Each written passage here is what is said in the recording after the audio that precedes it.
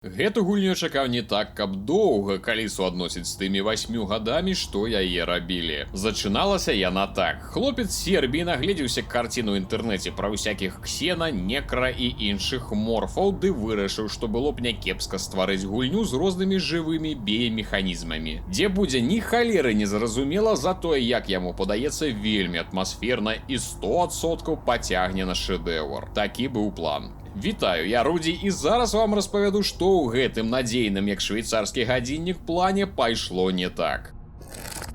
Скорн рабілі доўга, праект нараджаўся амаль што ў пакутах. Хлопец, які прасоўваў ідэі вантроп і біяпанку, абабіў не адзін парог і адсядзеў не адну лаўку ў прыёмных розных гульнявых выдавецтваў, каб атрымаць грошы на здзяйсненне сваёй фантастычнай ідэі фікс. Былі яшчэ і дзве краўдфандынгавыя кампаніі, адна з якіх выйшла няўдалай. Грошы давалі, потым яны сканчаліся, даваў ужо нехта іншы. Так праз нервовыя арэлі, працяглы перыяд выношвання і складаныя роды з'явілася гэтае доўгачаканае дзіцё на свет. Адразу трэба сказаць, што я не меў разумення, хто такія гігеры бексінскія, на якіх спасылаліся усе навокал, гледзячы на трэйлеры. Як потым я даведаўся, той жа гігер быў амаль бацькам знакамітага і вядомага нам усім з дзяцінства монстра ксенаморфа, чужога. А наш распрацоўшчык Скорн моцна падсеў на працы гэтага мастака. Я не з'яўляюся фанатам такога напрамку, проста бачыў цікавы праект, які мог здзівіць. І аказацца каштоўным каменем у чырвоным бруду вантроп, костак, цягліц і астатніх рэчаў, якія не кожнаму прыемна проста бачыць, не кажучы пра паглыбленне ва ўсё гэта амаль пацемечка. А гульня ў гэта вас акунае. Спачатку выглядае нібыта нічога звышагіднага тут вы не ўбачыце, але праз некаторы час разумееш, што для цябе тут прыхавалі некалькі беспрынцыпных сцэн, дзе нават падрыхтаваны чалавек здзівіцца і прыпадніме адразу два абрыва з пытаннем: вы зараз гэта сур'ёзна зрабілі? Хутчэй за ўсё, гледзячы на сеттынг, атмасферу першых геймплеяў, я чакаў амаль што фільм Праметэй з яго ідэі продкаў чалавека з космасу, закінутых цывілізацый ці знішчаных невядомым ворагам, ці існуючых зараз у мільёнах светлавых гадоў ад нас. А па фінале атрымаў без спойлераў нешта кшталту біблейскай гісторыі і, хоць не адпавядаючае маім чаканням, неблагое заканчэнне. Гісторыю увогуле, як і ўвесь геймплей, навучанне вы атрымаеце праз асяроддзя. Дакладней, вы нічога не атрымаеце, а проста будзеце вымушаны браць усю інфармацыю самі з таго, што убачыце на ўласныя вочы. Тут няма дыялогаў. Ну, па-першае, што і гаварыць тут асабліва няма з кім, а з сабой герой чамусьці бяседы весці не хацеў, а мо і не мог. Якіх кніг прачытаць, шыльдачак, хоць маленькай цыдулачкі, нічога. Проста сачы за ўсім пільна і можа быць, у канцы гульні ты зразумееш хоць што-небудзь. Пад фінал нават з'явіцца барэльеф і нібыта сцяна Ардуіна са Skyrim, дзе інфармацыя збольшаю выключна 18+. Мяне глядзяць не толькі дарослыя, таму ўсё ж паказваць не буду. Я разумею, што такім чынам аўтары падкрэсліваюць асноўную думку прыгажосці свету ва ўсіх яго відах. Не толькі вонкавае і культурнае можа быць прыгожым, а і тое, з чаго мы складаемся: цягліцы, косткі, кроў, а таксама таемныя схаваныя сексуальныя праяўленні. Хутчэй нейкія жаданні саміх аўтараў, конечно, але ж, ну і ідэя перараджэння, безумоўна. Эрас, Танатас, каханне і смерць, што ёсць сутнасць аднаго, гэта ўсё зразумела, але, скажем проста, да такога я не быў гатовы. Калі я ўбачыў першую статую, то падумаў, нібыта мне падаецца. Потым гэта стала бадай што галоўным лейтматывам. Я амаль бачу, што ў аўтараў былі сотні малюнкаў і эскізаў велізарных закінутых цывілізацый, хтанічных істот і механізмаў ва ўжылах, якіх бяжыць не электрычнасць, а кроў. Праўда, ёсць пытанне да гэтых мастакоў, якія, прыдумваючы ворагаў, навыдумлялі ўсяго нейкая шалёная кураня, бутэльку кока-колы на ножках і бычка. Шчыра, не самы ўражлівы разнастайны зоапарк, тым болей, калі ўзгадаць першую частку, дзе наш герой атрымлівае сваю же першую зброю. Дык там увогуле нейкія ліхтарыкі, што займаюцца увільгатненнем паветра. Магчыма, мастакі ва ўсё закладалі глыбокія сэнсы, але мне было цяжка іх разглядзець нават у акулярах чалавека, што намагаецца знайсці хоць нешта добрае ў гульні, якую чакаў, але яе ўсе хаюць. Распрацоўшчыкі, вы не халера мне не дапамагаеце ў гэтым. Яны, безумоўна, намалявалі шыкоўныя дэкарацыі, і я не пра самі лакацыі, калідоры, па якім мы бегаем, а якія мы бачым удалечыні. Гэтыя велізарныя храмы, з якіх мясцовы, магчыма, смяротны вецер зарывае апошнія шматкі ўпрыгожванняў, бяззубыя рэшткі велічнай некалі цывілізацыі, ад якіх так пахне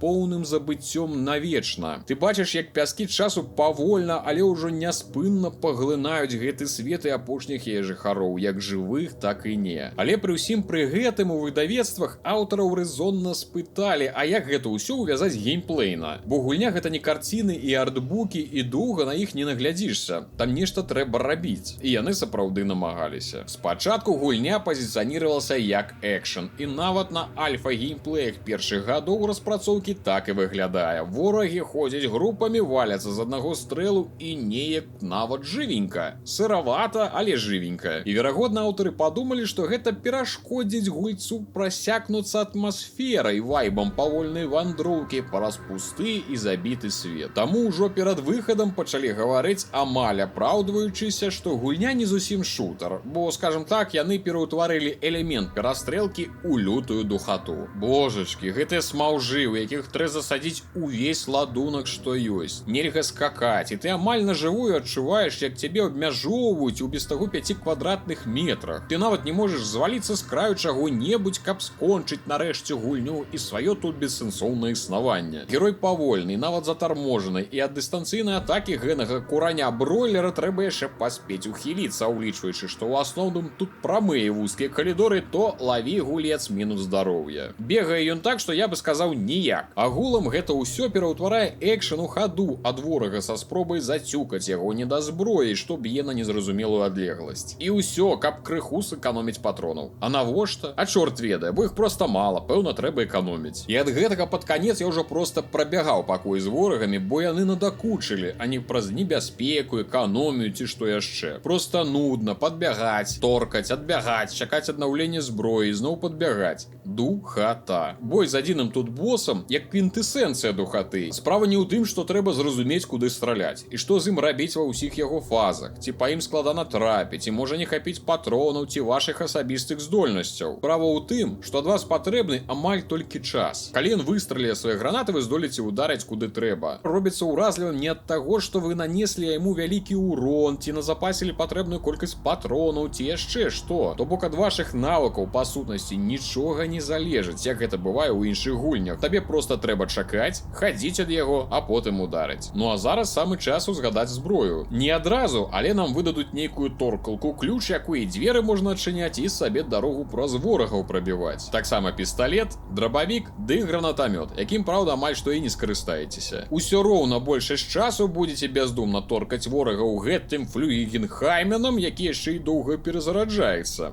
На экшен тут можаце і не спадзявацца. Інвентар, пра існаванне якога даведаўся толькі праглядзеўшы кнопкі дзеянняў у наладах, па сутнасці тут і не патрэбны. Хоць распрацоўшчыкі абяцалі ледзь не галаваломку куды што пакласці, як тое з'яўляецца фішкай у Resident Evil, бо ўсе 3 прадмета умоўна змяшчаюцца не ў дзве, але рукі. Асаблівасці сюжэта адбіваюцца і на асаблівасцях узаемадзеяння з асяроддзем, скажем так. А што тут увогуле ёсць лячылкі і можна аднаўляць здароўе, я даведаўся таксама праз налады кнопак. Я не кажу, што гэта мінус, проста дадатак да слоў, што вас пакідаюць у гульні без інфы. У мяне таксама выклікалі здзіўленне словы аўтараў, нібыта гульня нелінейная, і вобласці, куды можна трапіць, праходзіцца ў любым парадку, ледзь ніяк хочаш. У сэнсе, мне падаецца, за 5 з нечым гадзін я пааббягаў усе куты гульні, дзе можна было хоць што ўзяць і торкнуць. І магу сказаць, што гульня калідорней любога калідора, прамая як страла. У 2 вялікіх актах увесь геймплей выглядае так. З пункта А у пункт Б па рэйках на зямлі ці ў паветры павінна нешта праехаць. На шляху ў 2-3 месцах ёй замінае галаваломка, вырашыўшы якую, мы дапамагаем прасоўвацца гэтаму нешта далей. Усё. Калі не гаварыць пра пачатак, дзе можна завесці чмубрыка ў розныя пакоі, тут без спойлераў. Чтоб вы не абралі, гэта ні на што не паўплывае. Па сутнасці, гэта 3D гульня з пазламі, паміж якімі мы перасоўваемся і глядзім прыгожыя карціны будучыні ці мінулага нейкага нейкай расы. Вырашэнне задачы з'яўляецца асноўным геймплеем Scorn. Вакол іх і будзе бегаць галоўны герой у пошуках чарговага тэрмінала з задачкамі, кнопкай, каб проста сюжэт, які на працягу большай часткі гульні нават не прагледжваецца, сунуўся далей. Куды мы ідём? Навошта? Каму гэта ўсё трэба?